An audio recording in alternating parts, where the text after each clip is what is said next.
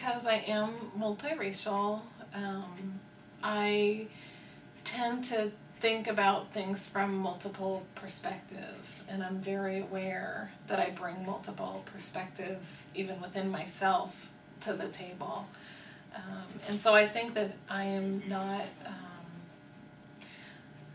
not wedded to one particular outcome, but I am wedded to a process that's inclusive of multiple perspectives. And so I feel like I have always been able to be really comfortable with, I would say chaos, but I'm comfortable with things not being all lined up. I'm comfortable with not having the one right answer in front of me. I'm comfortable with starting with a blank sheet and doing brainstorming and trying to come up with different solutions, and then trying to figure out what's the one solution or what are the several strategies to move forward.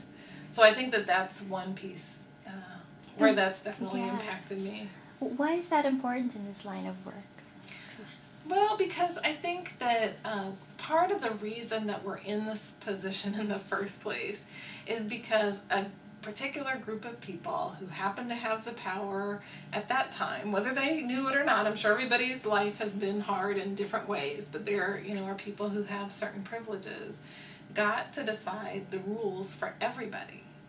And they did it without thinking that there might be different life experiences or different perspectives to consider.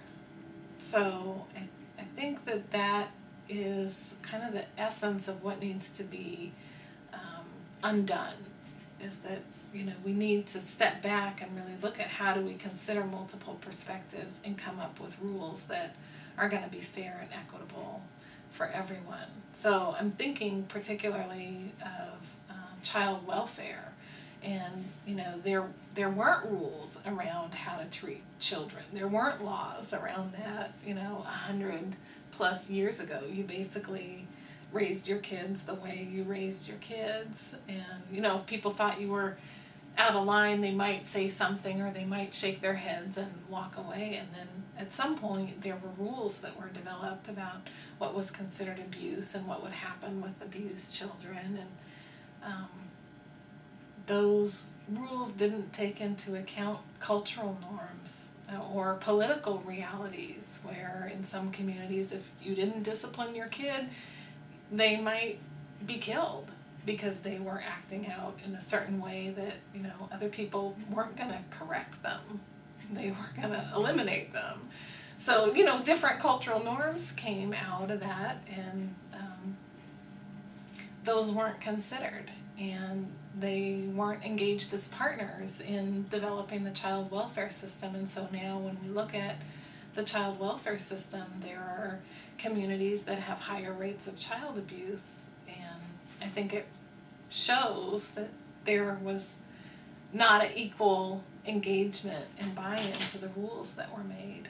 I think also there's the history of communities just disrespecting the cultural integrity of certain communities, and so therefore creating rules that were intended to assimilate different cultures and communities into these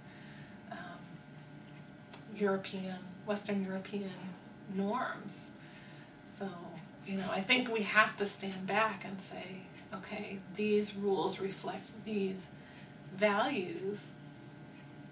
We don't need to just assume that they're all pure and good values. We need to kind of pick those apart, and then also look at the values and norms that other communities bring. I think we all want to protect our children. We all want to live healthy lives. We all want to leave something to the next generation.